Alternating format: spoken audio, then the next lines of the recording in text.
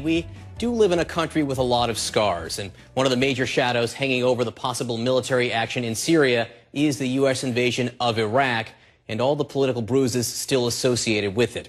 Today, the man who ordered that invasion weighed in on the situation facing his successor.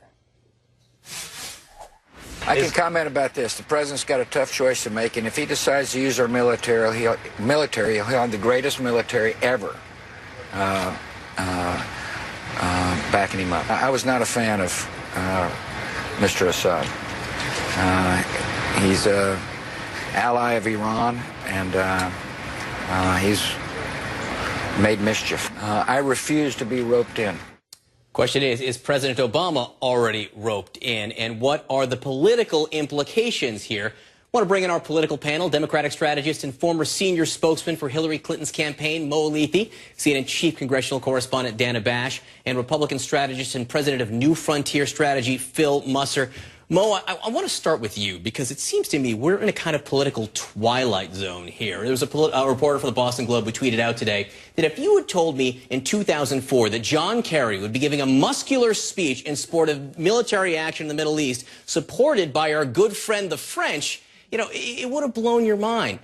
How hard is this for a Democratic administration to be doing right now after everything that happened in Iraq? I would hope it's not easy for any administration of either party. I mean, I agree with President Bush. This is a tough decision that the president has to make. Sorry, can you say that again?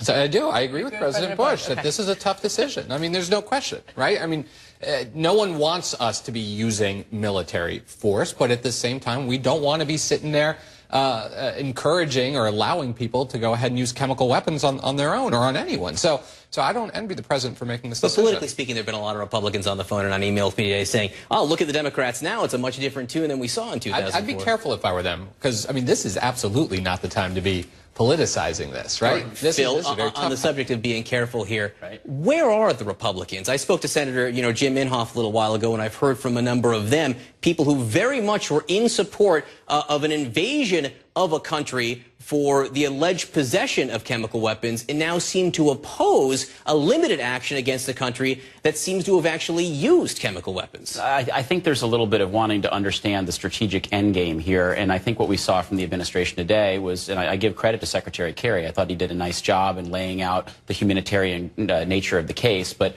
I think you're wanting to see more clarity, more engagement, more briefing. A lot of this happens behind closed doors. It's tough to gauge.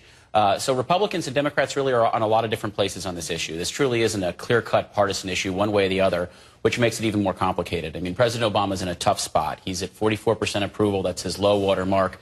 The public in the country doesn't approve of the way he handles foreign affairs. And right now they're looking at this and trying to figure out what's really going on. And I don't think the level of education has been there yet. The administration is clearly trying to take the first step in that communications challenge to explain the critical necessity of this. Whether that works in the vacuum of social media and the world we exist today is to be determined. Dana, bring us back to earth here from the Twilight Zone. There are a lot of members of Congress who have said that the president needs to bring this to Congress to get some kind of vote of support. So I guess I have two questions for you. One, if they actually held a vote in the next few days, what do you think would happen? And number two, deep down inside, do you really think these members of Congress actually want to be on the record with a vote?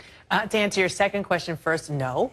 I don't think that they do. Many of them do want to be. Some really do. Some genuinely have said in letters, have said in statements that they fundamentally believe that the constitutional responsibility of Congress is to authorize any kind of military force, no matter how small or how big. So you definitely have that wing. And they're Democrats and Republicans, as you were saying. It doesn't fall on party lines. But to answer your first question about whether or not it would pass, it's hard to, I think the true answer in talking to a lot of sources on Capitol Hill in both parties is that it's sort of an unanswerable right now because we don't know what the it is yet. But what we do know is that neither the White House nor even the House Speaker, his loyal opposition leader, to use UK parlance, doesn't want to have a disaster on his hands, which is an embarrassing vote in the United States Congress that would hurt the U.S. credibility. Mo, one historical figure who probably would have supported a vote in Congress for some kind of military action would have been former law professor, then state senator, then presidential candidate Barack Obama. Now doesn't seem to be as important to him to get that congressional approval. Well, I think he's certainly working closely consulting with Congress. You saw him today stress that. You saw Secretary Kerry stress that. They've been a lot of readouts from both sides, right? Members on both sides talking about how they've just communicated with the president. So I think he is very sensitive to making sure that Congress is in the loop as he weighs what his decision is going to be made, what decision he's going to make. But remember, he still hasn't made the decision. Phil, quickly, campaign issue down the line, Syria. You think we'll ever hear about it again in the campaigns? Yeah, honestly, impossible to predict, potentially. I mean, it's really a lose-lose politically for the president. As this vacuum continues where there's no decision, that will define this presidency quickly. If approval continues to tube, it will become a political issue. And remember, the minute these guys, members of Congress, get back to town in a week and a half, everything will be probably, this will seem like ancient history. The fun of the debt ceiling then comes Exactly. there. Dana Bash, Mo Alithi, Phil Musser, thank you so much for being with us. Appreciate it, guys.